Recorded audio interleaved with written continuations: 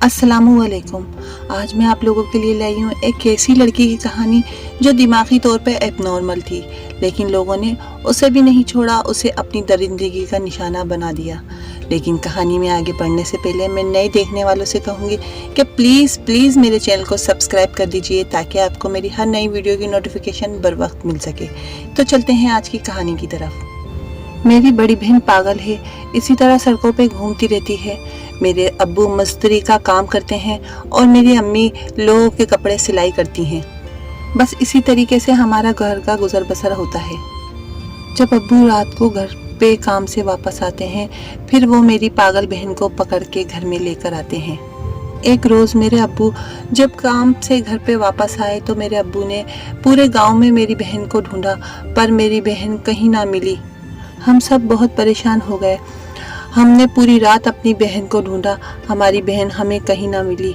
फिर सुबह जब दरवाजे के बाहर हमें हमारी बहन सोती हुई मिली। खैर हमने समझा इसका दिमाग खराब है, हो सकता है रात के वक्त ये किसी के घर सो गई हो। 1 महीने के बाद हम सब घर वाले रात को गहरी नींद में सो रहे थे। आधी रात में किसी की उल्टियां करने की आवाज़ आई। अम्मी भाग कर गईं। अम्मी ने देखा तो मेरी पागल बहन उल्टियां कर रही थी। इसकी तबीयत ज़्यादा ख़राब हो गई थी कि उल्टियां थी कि रुकी रही थी। फिर अम्मी करीबी हॉस्पिटल, सरकारी हॉस्पिटल ले गई मेरी बहन को। वहां जाके डॉक्टर ने अल्ट्रासाउंड करवाया और अल्ट्रासाउंड देखने के बाद बताया आपकी बेटी 2 महीने की उम्मीद से है। अम्मी ये सुनकर बहुत परेशान हो गई और डॉक्टर से कहने लगी इस बच्चे को ज़ाया कर दें आप, मेरी बेटी कुंवारी है और इसका दिमाग भी ख़राब है, पता नहीं ये सब कब हो गया। डॉक्टर ने कहा अब बहुत देर हो चुकी है, अब इसका कुछ नहीं किया जा सकता। फिर अम्मी घर आई और अम्मी ने अब्बू को सब कुछ बताया। अब्बू ये सब सुन के बेहद परेशान हो गए। फिर हमने अपनी पागल बहन से पूछने की बहुत कोशिश की, पर बेचारी नहीं बता पाई। खैर इसी तरह 9 महीने गुजर गए, बच्चे के बाप का कोई पता नहीं चला।